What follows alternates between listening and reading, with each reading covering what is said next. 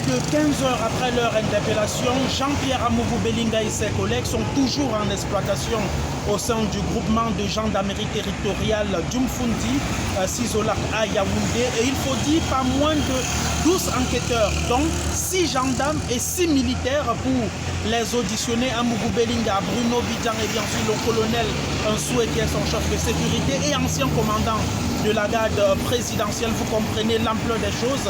Il est pratiquement 20h et plus et le commissaire du gouvernement vient d'arriver donc ici au sein du groupement. Il faut dire que les choses vont très vite lors de ces auditions. Ils sont donc attendus dans le cadre de l'affaire Martinez-Zogo. Les choses évoluent très rapidement et il faut dire que cet après-midi, lors d'une perquisition à son domicile au complexe BAK Yaoundé, sa famille a fait opposition à la gendarmerie, laquelle famille a été gardée à vue sur place dans son domicile avant donc d'être libérée avec la vie privée de maître Charles Tchungang, qui est l'avocat conseil donc d'Amougou Belinga. Et il faut dire que de ce côté-là, pas grand-chose a sorti de cette perquisition, mais quand même un serveur qui a été rapporté au niveau de la gendarmerie pour la suite de l'enquête. Il faut dire que c'était donc l'outil principal recherché par les gendarmes pour la perquisition, ce qui devrait peut-être permettre d'avoir d'éléments d'implication ou pas de ces derniers dans le meurtre de Martinez-Zogo, et plus encore parce qu'il faut dire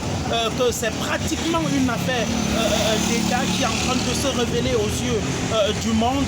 Beaucoup d'autres implications pourraient suivre, et lorsque peut-être l'affaire Martinez-Zogo sera passée, on aura peut-être une ouverture d'enquête sur la ligne 65, la ligne 94 et bien sûr la gestion des fonds, les marchés gagnés de part et d'autre. Et il y a également ce décès de Brian Fombon qu'il faudra peut-être justifier de part et d'autre.